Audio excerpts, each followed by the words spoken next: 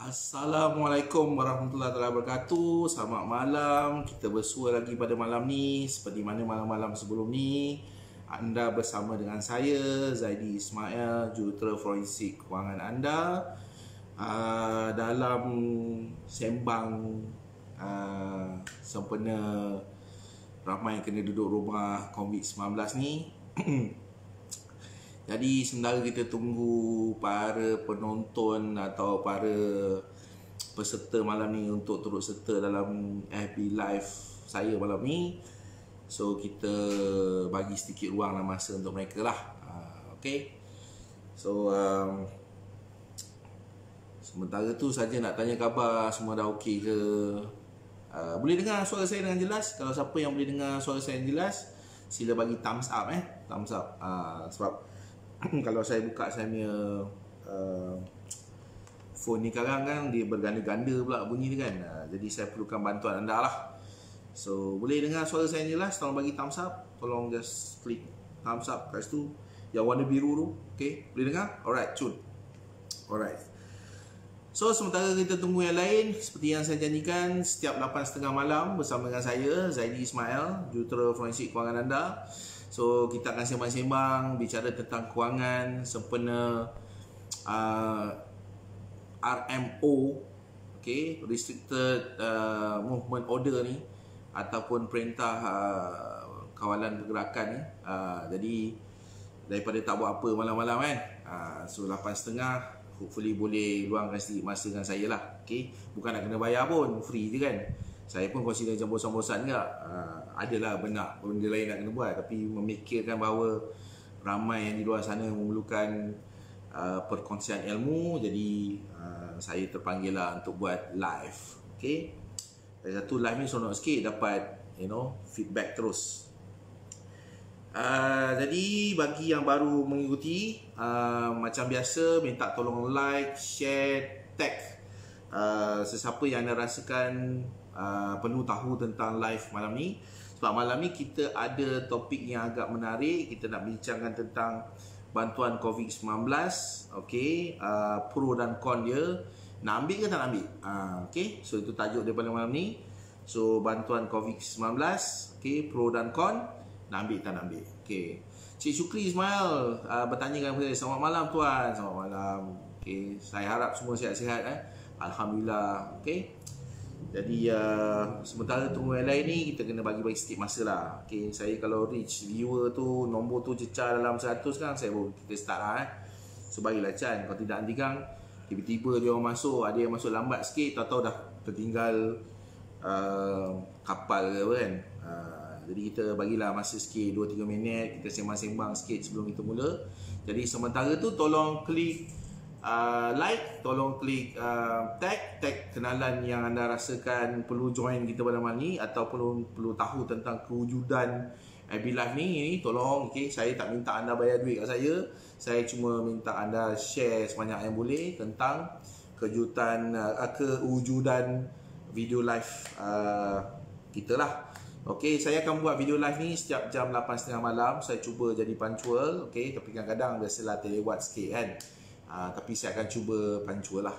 So malam ni topik dia sangat menarik. Malam ni kita nak bincangkan tentang bantuan COVID-19, pro dan con dia, perlu ambil ke tak perlu ambil. Okay, so sementara menunggu yang lain untuk terus serta, kita bagi diorang chance lagi seminit dulu macam tu. Saja je lah pemuka kata, sembang-sembang. Saya harap semua sihat. Okay, saya harap anda semua selamat dengan keluarga masing-masing berada kat rumah kan. So begitulah hendaknya. Dan seperti mana yang semua orang tahu, RMO ini telah dilanjutkan. Okay, perintah kawalan pergerakan ini telah dilanjutkan sehingga 14 bulan April. Okay, jadi bagi mereka yang baru tahu ke apa ke, saya beritahu je lah. Okay, alright, so siapa yang ada soalan dan pertanyaan boleh tulis di ruangan komen, okay, komentar. InsyaAllah lepas ni saya akan cuba jawab. Cuma kalau dia terlalu laju, takut dia dah tertinggal-tinggal kapal, susah lah sikit kan. Okay, tapi should be okay, InsyaAllah. Okay, Alright, so tajuk malam ni bantuan COVID-19, apa pro dan con, dan patut tak kita ambil semua bantuan tersebut. Okay, so saya tak nak go through satu persatu sebab nanti kan kalau kita go through KWSP RM500, penangguhan ansuran bulanan selama 6 bulan, bantuan kerajaan RM600, NADA bagi RM1,000 sebulan selama 6 bulan, all those kind of thing, you know. Saya lamsamkan je lah semua sekali. So saya panggil benda tu bantuan sempena COVID-19.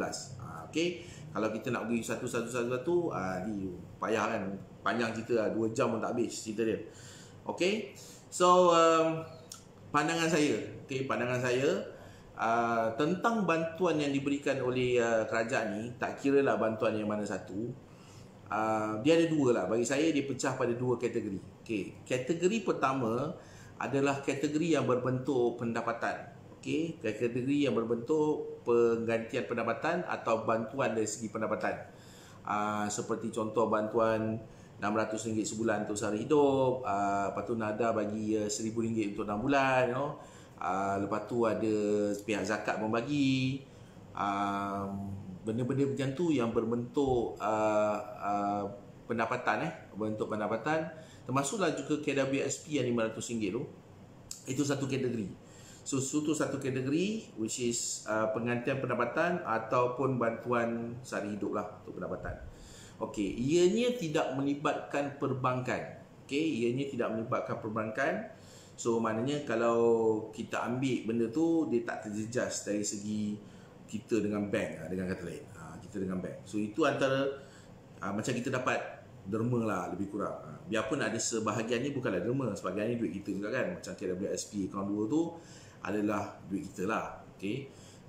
Tapi ianya tidak menjejaskan hubungan kita dengan bank. Itu kategori pertama. Lepas tu ada kategori kedua, bantuan COVID-19 ni yang berbentuk bantuan dari sudut perbankan. Yang sudut perbankan ni seperti yang kita baru tahu kan, yang seperti diumumkan oleh Perdana Menteri kita, sebagai contoh adalah penangguhan ansuran bulanan untuk kategori hutang tertentu. Contoh dia macam ansuran bulanan loan kereta, loan rumah, penukaran kad kredit daripada kredit kad kepada term loan. Benda yang berbentuk macam tu, benda yang berbentuk dengan institusi kewangan. So kita ada dua kategori. Satu yang melibatkan bantuan pendapatan, tak ada kena dengan institusi kewangan macam saya sebutkan tadi. Dan yang kategori kedua yang kena mengena dengan institusi kewangan. Untuk yang pendapatan, yang untuk bantuan dari sudut pendapatan tu, itu tak ada masalah. Bagi saya itu tak ada masalah. Kalau dapat, ambil je lah kan. Contoh kalau zakat nak bagi, ambil je. Kerajaan nak bagi RM600, apa tu, Sokso nak bagi RM600, so ambil je. Lepas tu NADA nak bagi RM1,000, ambil je.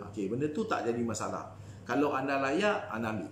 Sebab itu tak ada kena-mengena dengan bank. Saya nak menitik beratkan lebih kepada yang kena-mengena dengan bank. Contoh penangguhan bayaran ansuran bulanan setiap bulan tu. So kat sini dia ada tricky sikit. Dia bukannya straight line. Kalau dia straight line senang cerita. So ya dengan tidak.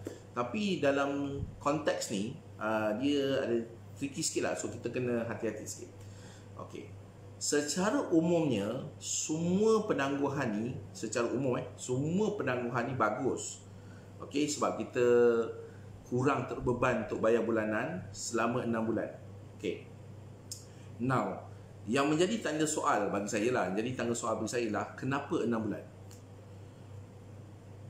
Kenapa 6 bulan? So kenapa 6 bulan? Kenapa bukan sebulan? Kenapa bukan 2 bulan? Kenapa bukan 3 bulan?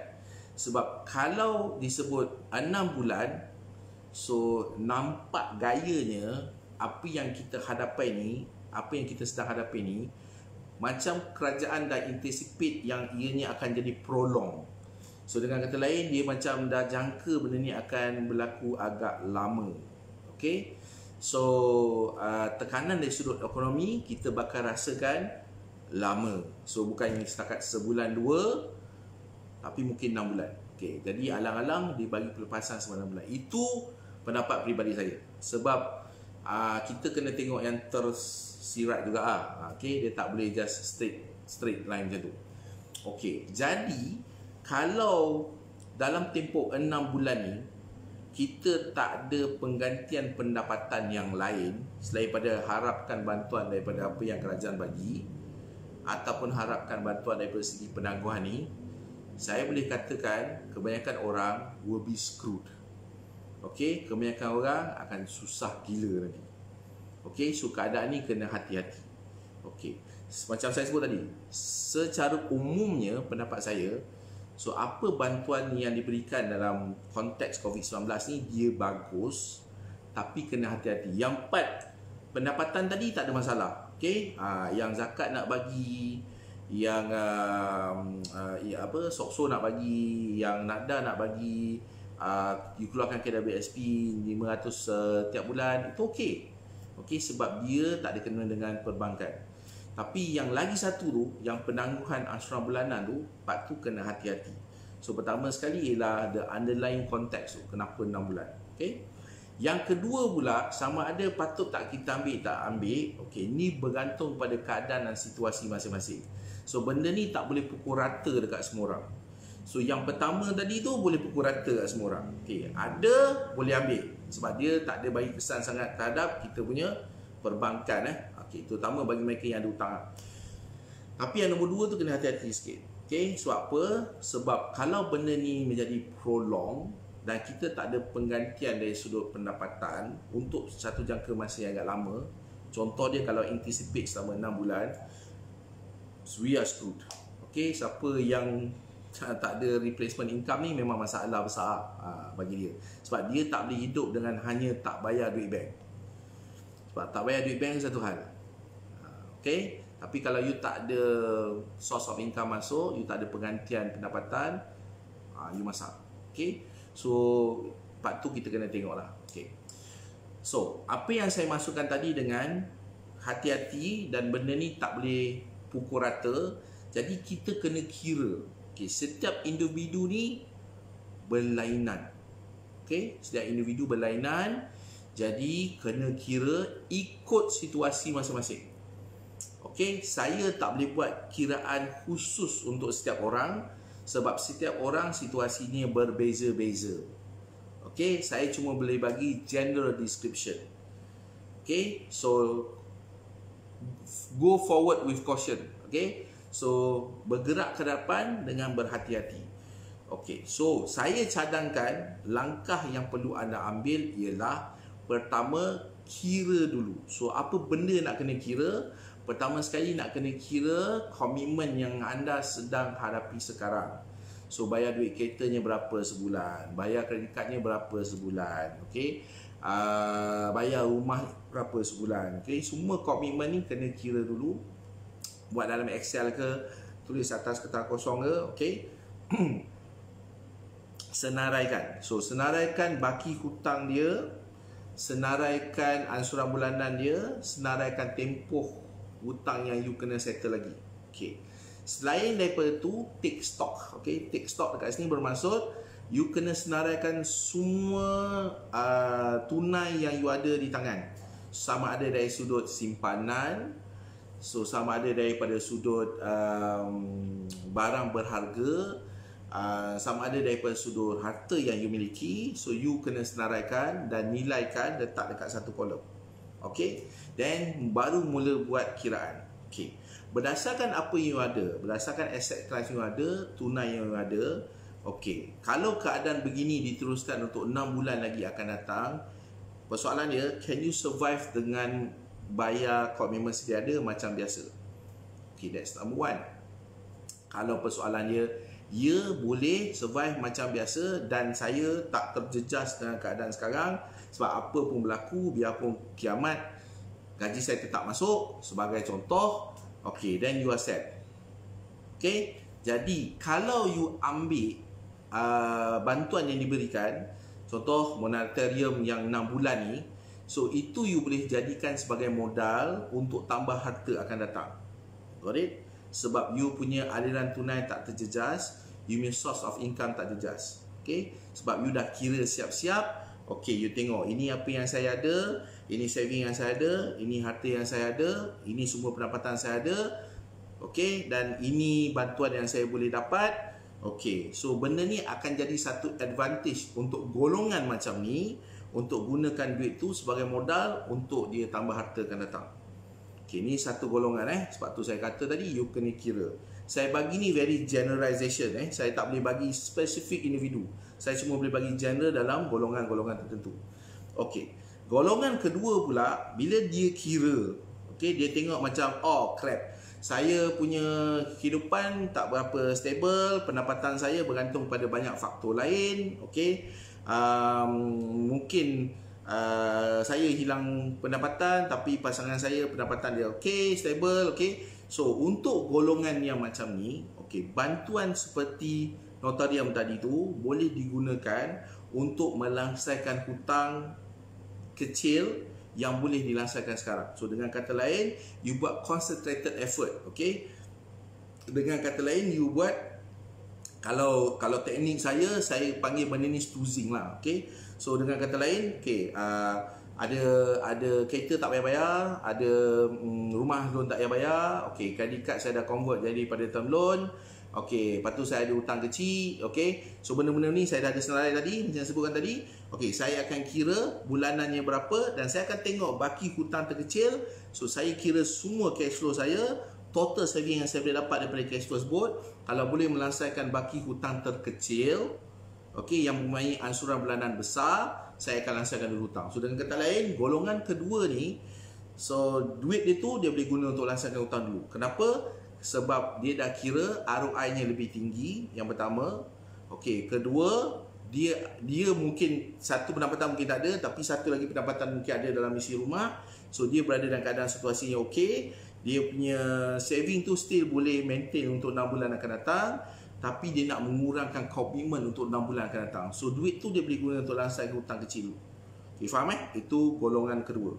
Okay, golongan pertama tadi, duit ni dia boleh kumpul-kumpul untuk buat modal untuk tambah harta. Golongan kedua ni, okay, dia kumpul-kumpul, dia boleh settlekan hutang kecil dulu. Faham Okay, dan kita pergi kepada golongan ketiga. So golongan ketiga ni yang macam ni. Ni golongan ketiga lah. Okey, so kalau tak ada pendapatan atau pendapatan isi rumah tak cukup, kena pula terbeban dengan komitmen sedia ada. Okey, golongan macam ni, duit yang you dapat bantuan tadi, jangan selesaikan hutang. Okey, jangan selesaikan hutang sebab you nak survive So jangan selesaikan hutang. So apa you boleh buat ialah hutang-hutang yang you ada ni, you restructure semula supaya bayaran bulanan dia menjadi kecil. Okey, you dapat peluang tak payah bayar bulanan, tu satu. Okey, so ambil duit tu. So cash flow tu meningkat Cash flow meningkat, you boleh buat saving. So letak duit tu kat tepi. Tapi waktu yang sama, hutang tu tak boleh nak tengok menung macam tu kan. Sebab hutang tu dia hot tau, dia tangguh. Dia bukan macam tak payah bayar sampai mati. So kena bayar juga selepas 6 bulan. So untuk golongan ketiga ni, apa dia buat ialah selepas dia kira-kira, dia dapati alamak tak cukup. Jadi kalau ada bantuan dari sudut penangguhan ansuran bulanan ni, lega sikit hidup. For example, untuk golongan macam ni, jangan guna duit tu untuk langsaikan hutang. Okey, ingat tu. So duit tu simpan untuk tabung kecemasan. Okey, ada 3 golongan saya sebut tadi. Golongan pertama, you boleh guna duit tu untuk tambah harta you akan datang. Sebab you golongan yang memang tak terjejas. Apa yang berlaku pun, gaji tak dapat macam biasa. Okay, you boleh maintain you punya bayaran bulanan. So, duit yang you dapat tu, you boleh kumpul, jadikan modal untuk tambah harta. Golongan kedua, ialah you mungkin terjejas sikit, tapi tak terjejas banyak. Okay, masih lagi ada semua pendapatan yang boleh dihasilkan. You boleh maintain you punya bayaran hutang. Tapi duit yang you dapat daripada penangguhan semua penangguhan ni dan duit lebihan ni, duit daripada bantuan COVID ni, you boleh guna untuk langsaikan hutang kecil yang ansuran bulanan ni tinggi. Okay, supaya selepas 6 bulan komitmen you jadi kosong ataupun komitmen you jadi kecil. Daripada 5 hutang mungkin 2 dah settle dalam tempoh masa 6 bulan ni. Contoh saya bagi. And then you ada golongan ketiga yang mana dia macam ni. Lebih kurang macam tu. Lepas tu tiba-tiba hilang pula punca pendapatan. Okey, atau dia punya gaji kena potong setengah. Atau dengan kata ni cash flow dia memang tak cukup lah, senang cakap. So bila ada penangguhan macam ni, okey, jangan guna duit tu untuk melangsaikan hutang. Okey, guna duit tu untuk simpan, untuk tabung kecemasan, sebab kita tak tahu apa yang akan berlaku untuk 6 bulan akan datang. Tapi pada waktu yang sama, jangan duduk diam menung tengok hutang sedia ada tu. Okey, pergi balik kat bank, buat restructuring untuk mengecilkan bayaran asuransi bulanan. Okey, you tarik tempoh sepanjang yang boleh supaya komitmen you selepas 6 bulan dia akan jadi kecil. So you ada duit simpanan kecemasan, waktu yang sama komitmen you akan jadi kecil selepas 6 bulan. Okey, itu pendapat peribadi saya. Kita kena tengok daripada sudut keadaan dan situasi keluarga atau individu terbabit. Okey, kita tak boleh main pukul rata. Semua orang kata, ambil duit tu tak apa, simpan. So ada golongan dia boleh simpan. Ada golongan you can settlekan hutang. Dan ada golongan pula, okey, duit tu you kumpul, you buat harta banyak-banyak. Okey, sebagai contoh. So kena tengok you berada dalam situasi macam mana. Kalau tak pasti dan tak tahu, dapatkan nasihat daripada pakar kewangan anda. Okey, so you boleh evaluate you punya keadaan dan situasi, apa yang terbaik patut you lakukan. Okey, saya akan bagi link dekat bahagian posting tu nanti. You boleh muat turun borang analisa kewangan secara percuma. Okey, you boleh gunakan borang analisa tu untuk you masukkan data-data kewangan you. Lepas tu ambil calculator, start kira. Okey, so borang tu jadi template. Okey, so itu saya akan bagi link dia nanti dekat bahagian posting. Boleh download secara percuma, tak payah bayar apa-apa kat saya pun. Okey, so you boleh gunakan sebagai template. Itu sebagai panduan you untuk nak buat pilih yang mana satu. Okey, dan juga ada golongan yang keempat ni. Keempat ni dia very mix sikit. Dia macam campur-campur. Okey, ada sebahagian daripada duit tersebut akan digunakan untuk langsaikan hutang, dan ada sebahagian duit tersebut akan digunakan untuk menambah harta untuk persediaan selepas 6 bulan. Okey, so itu bergantung pada keadaan dan situasi anda. Okey, macam mana nak identify, macam saya kata tadi, kena buat kiraan guna calculator. Okey, so itu pendapat saya tentang bantuan COVID-19, nak guna ke tak nak guna. So secara umum guna. Yang penting adalah bukannya bantuan tu, bukannya alat tu, ialah macam mana anda guna duit tu nanti. Okey, bagi saya benda ni just a tool, dia cuma alat je. Okey, macam saya bagi contoh lah, you boleh dapat pisau. Sekarang ni you dapat pisau percuma ni. Okey, you boleh gunakan pisau tu untuk potong sayur, goreng-goreng sayur, makan sedap. Atau you boleh guna pisau tu start godok orang, okey, orang boleh cedera, mati. Dia pisau yang sama. Okey, so pisau ni kegunaannya bergantung pada situasi dan keadaan orang. Okey, sebagai contoh. Okey, right. So in detail, okey, sama ada ini jadi ni prinsipal dia kurang je ke, yang ini interest berjalan ke, ini apa. Bagi saya benda tu saya semua tolak tepi. Saya akan tengok daripada sudut aliran tunai, bergantung pada keadaan dan situasi masing-masing. Okey, interest tu nak berjalan ke, interest tu tersekat ke, interest tu mati ke, saya tak kira, saya tolak tepi dulu. Yang penting saya ni nak hidup ke mati sekarang ni, dalam konteks kewangan lah. Okey, so kita guna duit tu sesuai dengan keadaan dan situasi kita. Okey, sebab tu jawapan saya secara ringkas adalah kira dengan calculator. Okey, so anggap bahawa bantuan COVID-19 ni yang you bakal dapat, sama ada secara automatik ke, nak kena tanya bank, nak buat secara manual ke, you kena find out dengan bank lah. Sebab masih lagi banyak bank dekat luar sana, dia tengah grapple lah. Sebab okey, ini datang daripada kerajaan, tapi dia punya perjalanan tu belum lagi diperhalusi. So kita cuma akan dapat tahu dalam hari-hari yang akan mendatang ni macam mana proses dan prosedur dia. Okey, sekarang ni kita buat planning saja dahulu. Okey, saya dah bagikan tadi 3 golongan asas, 3 golongan utama yang boleh guna bantuan ni dan cara macam mana nak guna. Kemudian yang satu lagi golongan, dia akan jadi macam campur-campur, rojak-rojak sikit. Dia bergantung pada keadaan dan situasi dia. Ada sebahagian dia akan gunakan untuk langsai hutang, ada sebahagian dia akan saving simpan untuk buat harta. Okey, sebab dia macam semi. Okey, so dia tak adalah macam kebanyakan orang lain, sebagai contoh. So itu kena hati-hati. So ringkasnya, secara umum, ya, benda tu bagus, boleh guna pakai, tapi pakai dengan berhati-hati. Okey, bergantung pada situasi dan keadaan anda. Jangan tengok orang sebelah. Ni masalah ni pada zaman dunia internet, pada zaman social media, okay, masing-masing post, nanti depan ni ada dalam post, aku dapat duit, aku punya rumah tak payah bayar, duit ni aku guna untuk beli makan kucing aku ke apa ke. Dia masing-masing adalah pula yang pergi mengikut lah kan. So jangan ikut orang buta-buta So tengok you punya keadaan dan situasi. Kalau rasanya tak tahu, tak faham, tanya yang pakar dalam kewangan. Okay, sebagai contoh, saya tak nak promote diri saya sendiri. Kalau saya kata, tanyalah saya. Mampus lah kan, semua orang start tanya saya, susah juga. Tapi kalau orang nak tanya saya okey je kan? Tak ada masalah apa-apa pun. Okay, sebagai contoh. Alright, so hati-hati dalam kita memilih gerak kerja dan jalan kerja untuk menyelesaikan isu yang kita hadapi. Okay, jangan tengok orang lain. You boleh gunakan itu sebagai panduan, tapi jangan copy paste apa yang orang lain buat. Okay, sebab kita tak tahu apa situasi yang dia sedang hadapi. So dia buat cara macam tu untuk itu, dia cuba cara A untuk B untuk B. Okay, kita pula mungkin kita buat cara C sebagai contoh. Okay, right. Now, so apa lagi yang kita boleh tengok dan perhatikan dalam bantuan COVID-19 ni? Okay, macam saya selalu tengok the underlying issue lah. Okay, sebab saya secara jujur, saya satu sen pun tak dapat bantuan ni. Okay, sebab saya bukan dalam golongan atau kategori tersebut. Okey, nak katakan keluarkan duit kepada BSP, memang tak lah. Kan, bukannya ada kan, saya kerja sendiri. Okey, sebagai contoh, biarpun memang saya ada caruman dalam kedai BSP, tapi duit tu memang saya tak usik lah. Kalau nak kata bantuan dari segi penangguhan bayaran bulanan untuk bank, saya tak ada bayar apa-apa kat bank. Okey, itu situasi saya.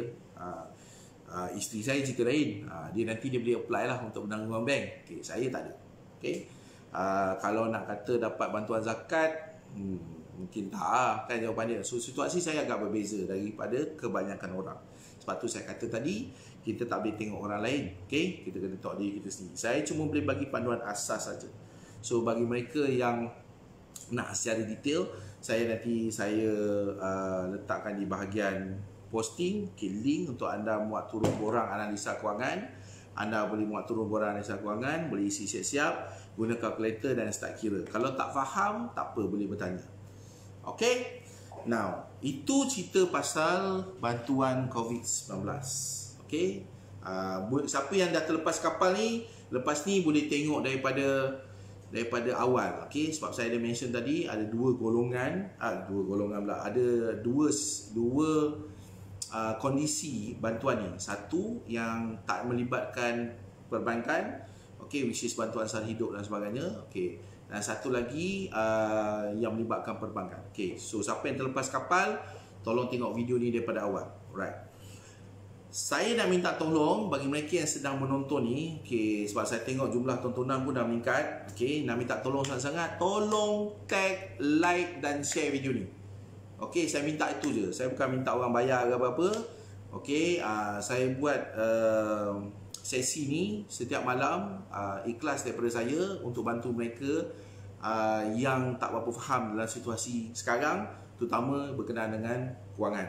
Okey, so itu ikhlas daripada saya. Saya cuma minta satu je daripada para hadirin sekian, supaya like, share dan tag mereka yang dirasakan perlu tahu tentang benda ni. Okey, at least kurang-kurangnya kita share-share ilmu. Time-time sekarang ni lah nak memperbanyakkan sedekah. Okay, so tolong saya membanyakkan sedekah ini. Okay, itu je saya minta. Alright, now kita pergi kepada segmen seterusnya, which is macam biasalah kan, segmen soal jawab kewangan. Right, so bagi mereka yang ada soalan tentang kewangan, boleh tulis di bahagian komen. Saya cuba jawab malam ni. Kalau mana yang saya tak sempat jawab tu, insyaAllah saya akan jawab pada hari lain, ataupun saya akan jawab dalam bentuk video soal jawab kewangan akan datang. Okay, alright, mari kita tengok apa pertanyaan yang dah ditulis. Okay, Cik Syaril, nama saya Emasan. Syaril, sorry. Nama saya Emasan. Tuan, macam mana nak beli e-book? E-book apa? Saya tak jual e-book. Okay, kalau nak tahu tentang buku saya, tak apa, nanti saya letak link macam mana nak beli buku saya. Tapi saya tak jual buku. Siapa lagi? Cik Muhammad Azmin. Assalamualaikum tuan. Waalaikumsalam warahmatullahi. Okey, Omas, macam mana pendapat tuan pengeluaran KWSC bukan duit itu penggunaan masa pencen?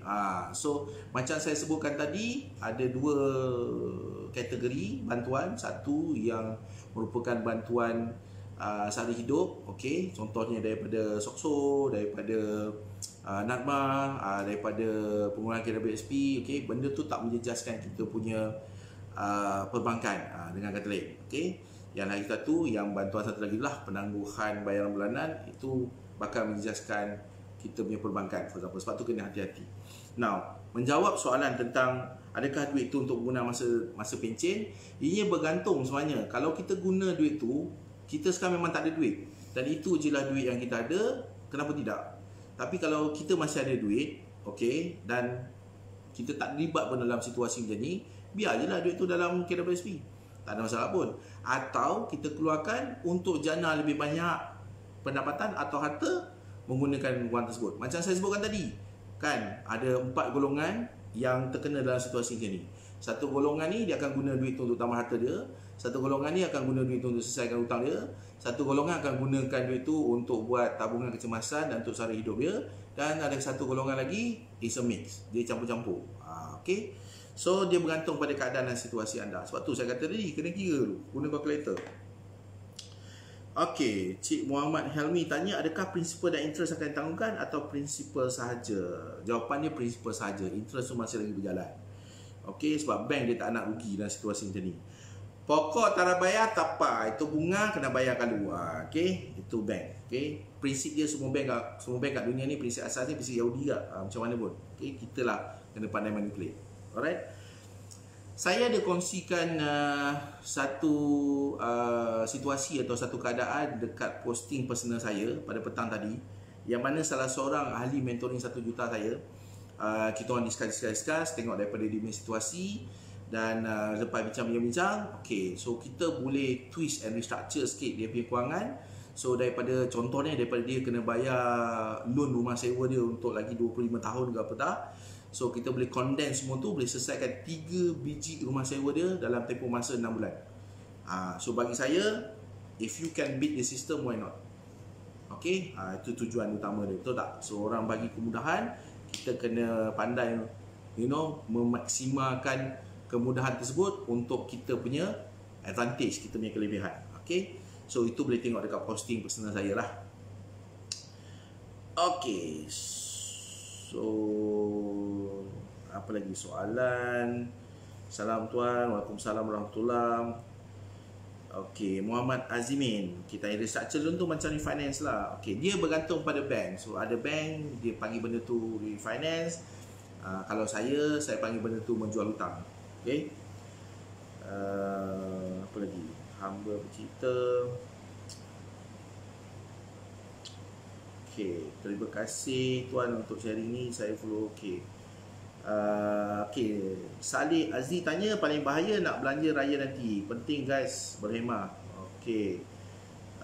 Soalan. Patutkah saya stop semua takaful PRS retirement fund sedang moratorium untuk tambah emergency fund? So dia bergantung pada keadaan dan situasi anda lah. Sebab anda yang tahu anda punya situasi. Kalau anda rasa, soalan ni datang daripada Aziah Zakaria. So dia bergantung pada situasi anda. Kalau anda rasa pekerjaan anda sekarang ni dia macam goyang sikit 50-50, then you should have lebih banyak emergency fund. Tapi contoh macam you kerja dengan government, apa-apa hal berlaku pun memang dapat gaji atau semua, so tak payah terlalu gabra sangat. Duit tu mungkin kita boleh guna untuk laksanakan hutang dulu, sebagai contoh. Tengoklah keadaan situasi you macam mana. Okay, you punya sumber pendapatan tu datang daripada mana. Okay, kadar saving yang ada sekarang macam mana. Okay, banyak faktor kena timbang tara sebelum boleh buat keputusan sama ada patut nak potong ni, patut nak buat ni atau tidak. Okay, tapi secara umumnya saya tak galakkan orang untuk cancel takaful, terutama kalau takaful kesihatan. Okay, so untuk kecemasan benda ni penting, sangat-sangat penting. So kalau boleh takaful jangan terminate. Yang lain tu kita boleh consider. Okey, Cik Muhammad Syariman tanya, apa pendapat tuan? Ada orang kata kalau nak ambil KWSP dia akan jadi, kalau tak ambil akan RM10,000, so better ambil atau biar je. So ini macam saya sebut tadi lah, dia bergantung pada kiraan anda. Okey, so kita boleh guna compounding calculator sebagai contoh untuk kita lihat kalau kita tinggalkan duit tu dalam KWSP, berapa akan jadi akan datang. Dan benda tu efek kita tak sekarang. Kalau kita cuba untuk kejar akan datang, tapi sekarang ni pun dah macam ni, so tak guna, so akan datang tu tak akan berlaku. Faham tak? Kita kena settlekan isu kita sekarang. Okay, Saya tak pasti you boleh dengar tak suara saya dengan jelas sebab dekat sini dah mula macam hujan. So takut dia dah mula bising Okay, so saya mungkin terpaksa menaik atau meningkatkan suara saya lah. Okay, hopefully you boleh dengar, you all boleh dengar dengan jelas. Okay. Tini bertanya, tuan, mana satu pilihan terbaik, nak guna cash in hand, banner rumah sewa atas tanah lot Rizal Melayu, beli rumah kos rendah untuk disewakan. Okay, so ini tak ada kena-mena dengan soalan COVID. Okay, saya assume pertanyaan ni menunjukkan bahawa dia memang ada simpanan dia dan dia memang dah ada modal untuk dia nak buat rumah sewa. Okay, kalau secara peribadi, saya lebih prefer buat rumah atas tanah sendiri. Okay, so kalau you ada tanah, so kalau you mampu untuk buat rumah atas tanah sendiri, itu lebih baik. Sama ada rumah tu adalah rumah untuk duduk sendiri atau you nak buat rumah sewa. Okay, tapi bagaimanapun kena kira ROI dia lah. So contoh, kalau kita buat rumah kita sendiri atas tanah kita sendiri, berapa kadar sewa kita boleh dapat, dan kadar sewa tu pulangan dia berapa peratus. Okay, kena kira ROI. So macam mana nak kira ROI? So ROI adalah pendapatan sewa bulanan darab dengan 12, okay, bahagikan dengan kos atau modal yang kita keluarkan kita buat rumah tersebut. Okay, kali dengan 100%. So sama dengan berapa peratus.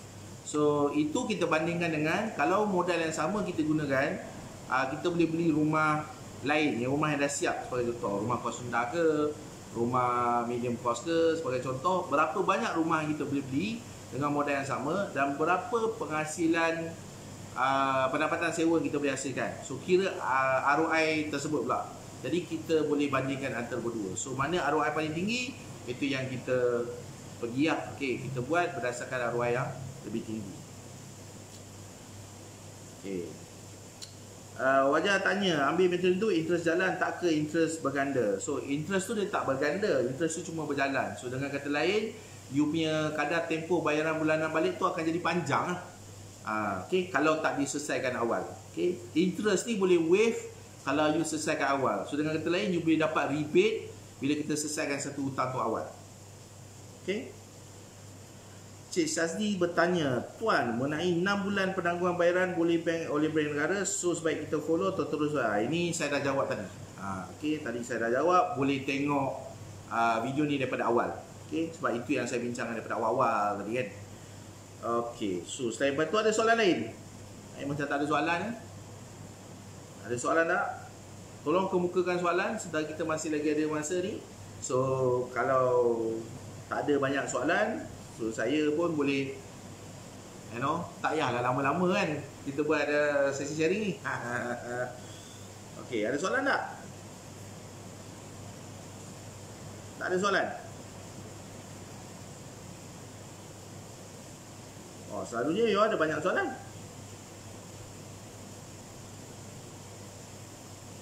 Okay, so sementara menunggu soalan, kalau ada, okay, saya cuma nak ini yang apa yang berlaku dalam tempoh sehari dua ni lah. Saya cuma nak bagi tahu something, okay. Jangan assume, jangan buat andaian apa yang berlaku ni semua blanket order tau. Okay, faham So maksud saya lah, kita tak boleh kata macam dia automatic 6 bulan semua bank akan adhere. Okay, betul. Tapi rules and regulation ataupun kaedah ataupun prosedur setiap bank berbeza. So ada bank memerlukan kita untuk daftar dahulu, okay, untuk dapatkan apa yang kita sepatutnya dapat ni lah. Okay, ada bank dia memang dia mungkin akan hantar SMS ataupun dia akan hantar pesanan, kata cik nak teruskan tak untuk buat sekian. Sebab benda ni dia macam mana pun perlukan persetujuan pelanggan.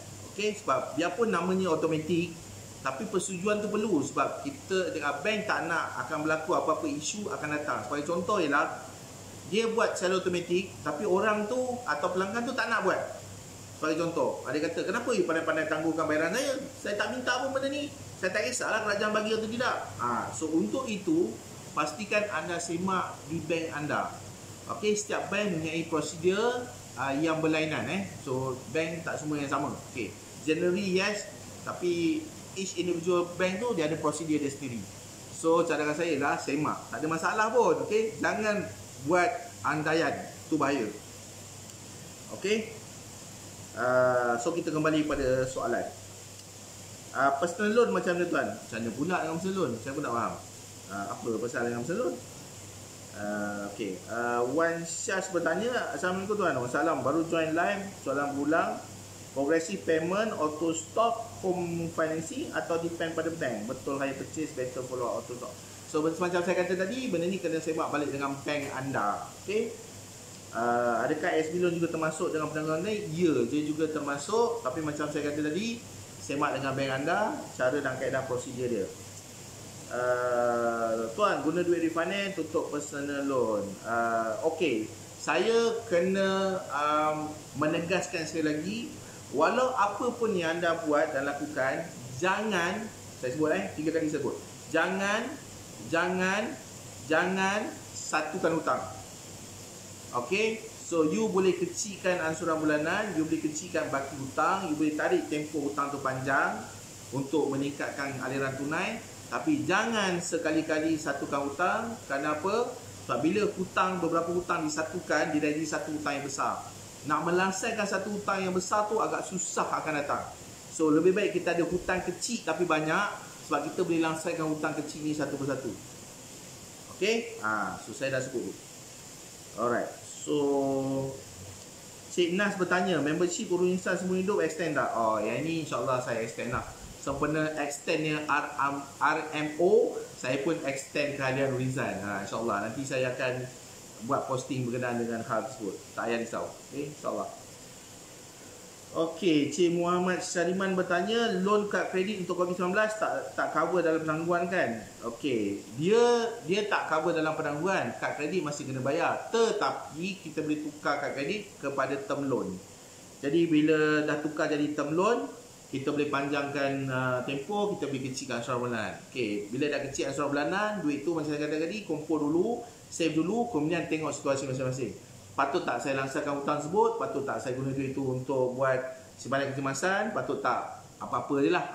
Okay? Bergantung kepada kiraan anda selepas tu. Okay? Refinance rate reducing balance dan lebih panjang berbanding personal tempoh pendek di atas pokok pinjaman. Okay, yang 4 ni saya tak faham. Soalan ke atau pernyataan?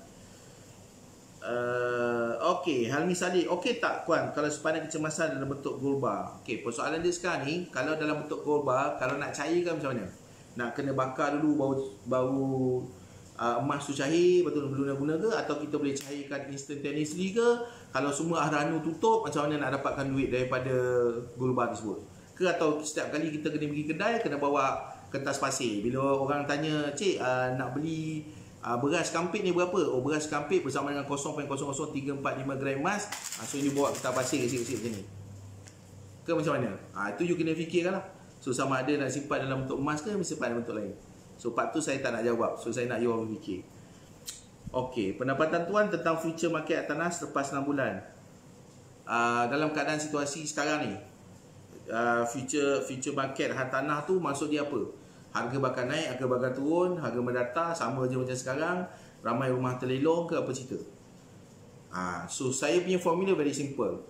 You boleh melabur apa saja pun selagi ia mendatangkan keuntungan. Halal dan thayyiban. Okey, nak tahu untung tak untung kena kira. Sebab kita tak boleh predict benda akan datang. So kita kena tengok situasi masa tu. Kalau katalah situasi macam masa tu, you beli rumah dan you untung. Sebab hartanah ni satu je nak tahu untung dia. Hartanah ni memang very simple, dia straightforward. Hartanah you kena untung masa you beli, bukan untung masa you jual. So kalau masa you beli you tak untung, maknanya you tak boleh labur pada hartanah tersebut. You kena move on, cari hartanah lain. Apa yang saya masukkan untung masa beli, itu kena belajar. Okey, lifetime membership dapat RMO diskaun tak? Ada, memang ada diskaun. Memang daripada dulu memang ada diskaun. Diskaun ni lah selagi harga tu tak naik. Okay, so Cik Krusyah Umur Taufik tanya, ya, bagaimana dengan SNB financing? Boleh minta tanggung? Itu saya dah jawab tadi. Okay, Adin Ajidin, bagus ke duit notarium withdraw KSP untuk ambilkan loan bagi terendah seperti tadi snowball? Itu pun saya dah jawab tadi. Okay, boleh tengok video tu daripada awal. Video ni daripada awal. Okay, jangan risau. Saya tak akan delete video ni. Saya akan tinggalkan video ni dalam dalam folder Facebook page ni. So, you orang nanti boleh semak lah. Okay, tak ada masalah. Alright, Cik Siti Kadia bertanya, penangguhan bayaran hutang dengan bank melibatkan sektor awam juga ke tuan? Ya. Jawapan dia ya. Okey. Yang part yang saya tak dapat jawapan lagi adalah yang potong gaji. Part ni saya kurang tahu sikit sebab saya tak dapat maklumat terkini sebab bank tengah scrambling sekarang ni. Polisi baru aja keluar tadi, okey penangguhan. Bank macam penangguhan, okey sabar. Okey macam ni prosedur dia tengah buat Sebab tu kita kena tunggu beberapa hari lagi untuk dapatkan maklumat yang lebih jelas. Relax, sabar. Bukan you boleh buat sekarang pun. Benda ni pun semua selepas 1 April. Kan? Relax. Ada yang selepas 1 Mei. So jangan gelabah biawak. So relax. Yang penting kita dah start buat planning sekarang. Okey. So secara umumnya untuk soalan tadi, ya, tak kisahlah you sektor awam ke sektor apa sekalipun, ianya melibatkan semua orang. Cuma situasi dan keadaan dia berbeza. Ada orang dia bayar duit sendiri. Bagi saya itu very straightforward je lah. Bank akan bagi tahu macam ni you nak akan buat. Tapi bagi yang start potong gaji ni saya kurang pasti. Maksud saya bila kata potong gaji, dia potong daripada payslip siap-siap. Sebab itu melibatkan HR anda dan angkasa. So bank mungkin tangguh, tapi angkasa mungkin tetap potong. Itu you kena take up dengan angkasa. Sebab setahu saya angkasa ni dia tak ada auto. Angkasa ni dia manual. Okay, itu yang saya tahulah. Okay. Tapi untuk lebih jelas, you boleh tanya HR anda sendiri, terutama yang jenis potong gaji. Sama juga dengan LPPSA. Okay. Saya rasa tak ada pengecualian. Saya rasalah sebab tak ada lagi maklumat tentang tu. Sebab apa? Sebab penjawat awam gaji dia jalan macam biasa. Cuba fikirkan, penjawat awam bukan macam yang kerja swasta atau yang bekerja sendiri atau yang bergaji hari. Okey, itu impact dia memang jelas. Tapi penjawat awam, you tengah bercuti sekarang, gaji macam biasa. Macam cuti bergaji, kan? So tak ada sebab kenapa dia nak berhentikan potongan tu. Itu dari sudut saya lah, okey. Tapi tak ada lagi maklumat jelas tentang tu. So you boleh semak dengan sektor awam dengan trade. Okey, so apa lagi soalan ni? Cik Hairul, saya tadi hutang kad kredit duit lebihan metro 6 bulan tu mana satu pilihan saya. Jadi kamu modal beli untuk unit trust, equity fund, sekarang unit murah gila. Jangan beli sebab sesuatu benda tu murah kan nanti kan you beli lagi bertambah murah pula lepas you beli. Itu yang pertama. Nak beli apa-apa kita tengok nilai dia, bukan kita tengok harga dia. Okey, jadikan modal unit trust. B, simpan duit lebihan tu untuk gunaan pindah masuk rumah sendiri dalam hujung tahun depan. Nak renovate ada bagai. Okey, itu saya tak apa galakkan. Sebab you renovate rumah kau-kau, rumah tu tak bagi nilai tambah kat you.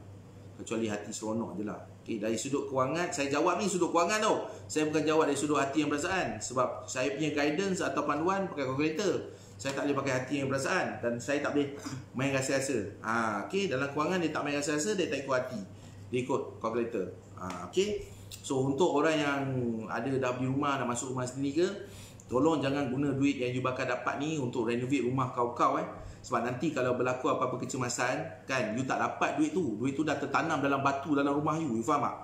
Okay, so be cautious. Okay guys, so be cautious. Janganlah macam, kita ada duit ekstra ni, bolehlah renovate kau-kau, tambah chandelier ke apa. Itu cari naas namanya. Okay, saya selalu sebut, masalah takkan datang dalam hidup seseorang kecuali dia jemput masalah tu datang. Ni soalan-soalan yang bakal menambah masalah dalam hidup ni. Okay. C, simpan duit lebihan untuk cukupkan dana kecemasan. Berapakah saran tuan? Dana kecemasan cash perlu ada. Yang ini standard lah. Sama ada 6 bulan gaji bersih, 6 bulan pendapatan bersih isi rumah, atau 3 bulan pendapatan kasar isi rumah. You kena ada saving kecemasan banyak tu. So sama ada nak jadikan duit yang bakal dapat ni modal, nak tambah harta atau tidak, nak bayar hutang atau tidak, refinance atau tidak. Saya dah ceritakan pada awal video ni. Kira dulu you jatuh dalam golongan yang mana. You ada 4 golongan yang saya sebutkan tadi. Okay,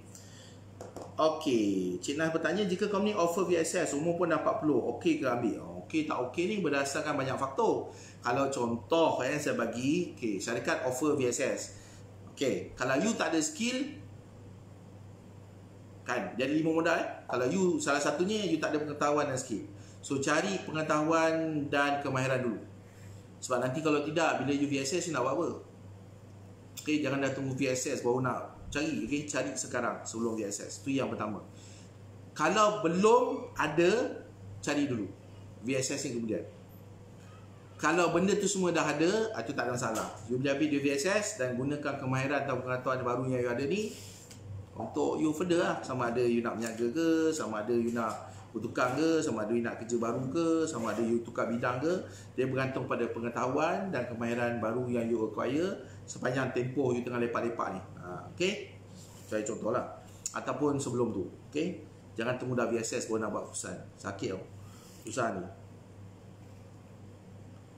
Okey, Kusyah bertanya, ya saya ada telefon bank tadi, mereka macam tak layan lagi. Macam saya sebut tadi lah, kebanyakan bank dekat Malaysia ni dia tengah scrambling nak tengok nak buat macam mana, prosedur apa semua. Sebab polisi tu baru je keluar tadi. Okey, dia tak akan boleh petik jadi dan terus, sebab tu dia beri tempoh. Okey, benda ni akan berlaku lepas 1 April ataupun lepas 1 Mei. Dia bagi semua orang masa untuk prepare. Okey, kita pula janganlah gelabah biawak semacam. Okey, relax lah, dah tahu benda tu ada. Buat perancangan je lah sekarang. Biar sampai masa dia, dah tahu lah apa benda nak buat. Betul. Okey, Cik Rosdi bertanya, salam Tuan Zadi, share and unit trust jatuh teruk, apa strategi untuk kurangkan kerugian? Switching lah. Takkan you nak tinggal tengok je kat situ. Okay, itu yang pertama. Yang kedua ialah, share yang you beli tu fundamental ni okey tak? Kalau dari sudut fundamental ni bagus, you bukannya you bukannya punter, okey, masuk sejam tadi, sejam kemudian nak keluar nak buat duit, you bukan jenis yang macam tu. You are long term investor, so you tengoklah dari sudut fundamental.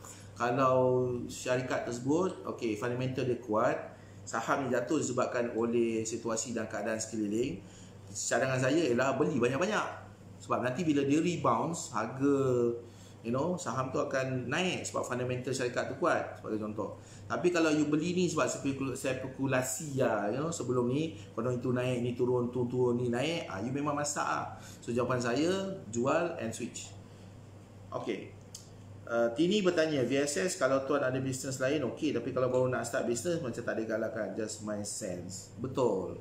Okey, dan jangan sekali-kali guna duit VSS untuk mulakan perniagaan. You sepatutnya gunakan duit kosong. Nak mulakan perniagaan mesti daripada kosong. Kalau you tak boleh mula perniagaan daripada kosong, maknanya you tak ada talent untuk berniaga. Itu je. Okey, sebab itu dia punya kriteria. Kebanyakan yang berjaya dari sudut perniagaan ni adalah mereka yang boleh mulakan perniagaan dengan kosong. Kosong, faham tak? Modal dia kosong. Sama ada modal dia tenaga, modal dia masa, modal dia akal dan fikiran, modal dia pengetahuan dan kemahiran. Tapi dia tak guna duit dia, kosong. Okey, dan dia especially tak guna duit pinjaman. Tu yang paling penting. Okey. Kalau ada modal pun sikit-sikit lah, pergi 100, 200, 1000, 2000. Okey, tapi dia tak guna duit VSS 20,000 dia, pergi lambat masuk satu perniagaan. Itu kerja gila. Okey. Right. So apa lagi? Gaji jalan untuk penjawab awam, bukan bank. Okey, soalan. Nana bertanya, kalau loan potongan secara auto debit, nanti bank auto stop ke? Itu kena tanya bank lah. Macam saya kata, setiap bank ada prosedur dia sendiri. Apa ni? Nisa tanya, mana lagi okey, bayar loan 29,000 bulanan 359 atau cashkan loan 90,000 bulanan 2,200? Tadi saya tak faham. Kena tunjukkan kiraan kat saya. Okey, Cik Helmi bertanya, Tuan boleh saya tahu saham apa dalam watchlist Tuan sekarang? Saya blue chip. Tu je yang fundamental dia kuat. Alright. Okay. So, terima kasih banyak-banyak kerana ikuti saya pada malam ni. InsyaAllah kita akan bersiaran lagi malam besok jam 8.30 dan kita bincangkan dengan topik lain. Okay, saya nak minta tolong juga sebab kita akan buat ni hari-hari. Dan kadang-kadang bila sampai hari ketiga, keempat, saya pun dah tak ada idea cakap apa. Jadi saya minta tolong tulis dalam ruangan komen apa topik yang you rasakan perlu untuk kita bincangkan untuk hari-hari akan datang. Okey, tolong tulis dekat kawasan komen, di ruangan komen anda, apa topik utama yang nak saya kupas atau ulas atau bincangkan untuk malam-malam akan datang. Sebab saya buat ni daripada hari Isnin sampai Jumaat setiap 8.30 malam. Okey, so tolong tulis dekat bahagian komen apa topik yang anda ingin saya ulas atau bincangkan bersama dengan anda untuk malam-malam akan datang. Okey, So untuk itu saya ucapkan terima kasih banyak-banyak kerana sudi menemani saya pada malam ni. Kita sama-sama harap-harap dapat belajar sesuatu. InsyaAllah kita berjumpa lagi malam esok. Saya Zaidi Ismail, jurulatih forensik kewangan anda. Dan kalau saya terlupa sesuatu yang saya janjikan semasa dalam video ni, tolong tulis di ruangan komen. Okay, nanti saya akan post dekat bahagian posting. Alright. So oleh itu, Assalamualaikum warahmatullahi wabarakatuh. Dan kita jumpa lagi pada malam esok. Relax-relax, tenang-tenang duduk kat rumah, jangan gabrak sangat. Okay. And kalau ada apa-apa, nanti kita bincang kemudian. Okay. So bye. Assalamualaikum.